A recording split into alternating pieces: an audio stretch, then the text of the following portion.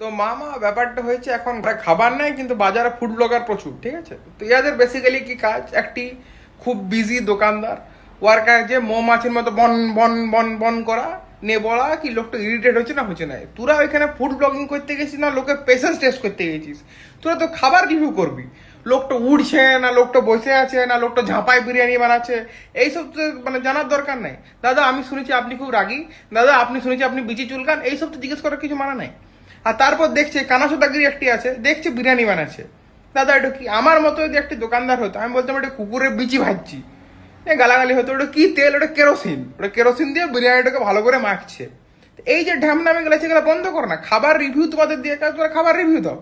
নাই কি দোকানদার রাগি, না দোকানদারের বিচি নাই, না দোকানদার আকাশে উড়ে, দোকানদার পা দিয়ে বানায়, এই সব জানার দরকার নেই। খাবার রিভিউ কাজ, খাবার রিভিউ দাও। এটা কি? ওইটা কিনে খা না বাঞ্চ, দেখ তারপরে কি